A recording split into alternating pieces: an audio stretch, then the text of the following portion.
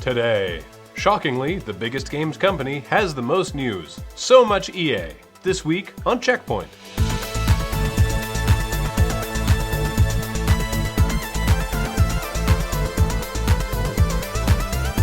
Welcome to CheckPoint. Whoa, you sound sick. You sound dumb.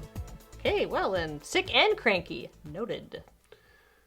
Bad news for the 4 people who wanted to play Battlefield 4 on the Wii U. The Frostbite engine doesn't run on it. Well, to be accurate, they couldn't get Frostbite 2 working on it, so they're just not even bothering with Frostbite 3. But good news for the 3 people with Wii U's who think mobile gaming is just too mobile.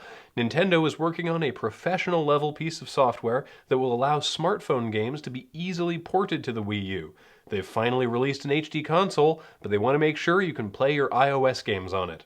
Thanks, Nintendo. You may recall from the PS4 press conference that Sony's new system will feature a share button that, among other things, will let you record and stream your gameplay.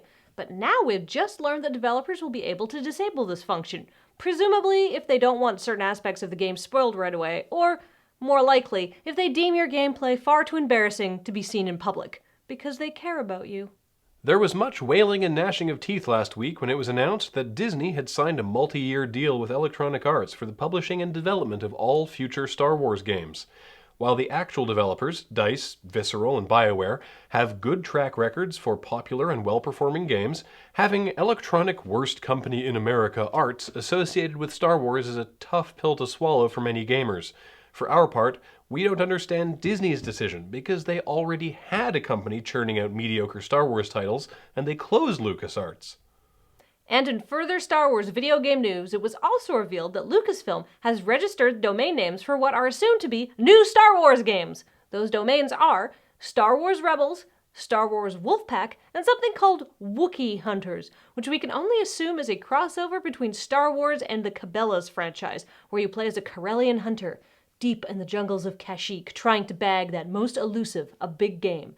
There could even be a minigame where you herd nerfs. Electronic Arts has announced that going forward their shooters will not feature licensed guns. Of course, they've actually never featured licensed guns. What they mean is that they won't be doing any more cross-marketing or mutually beneficial charitable work with gun manufacturers. However, they are going to keep on using those real guns. EA Labels president Frank Gibeau said, "A book doesn't have to pay for saying the word Colt," which is true, and nor does a video game. A video game also doesn't have to pay for saying Imagine by John Lennon, but if you wanted to use the actual song, you're going to pay for it. Does this more public distancing from real gun manufacturers mean we'll be looking at the gun equivalent of sound-alikes?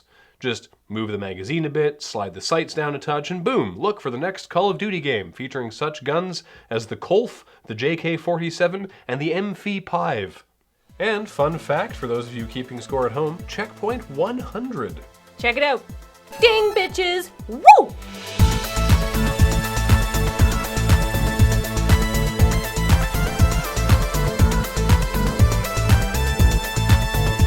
Coming up, the new Wolfenstein game takes place in an alternate universe 1960s where the Nazis won World War II. You know, like you do.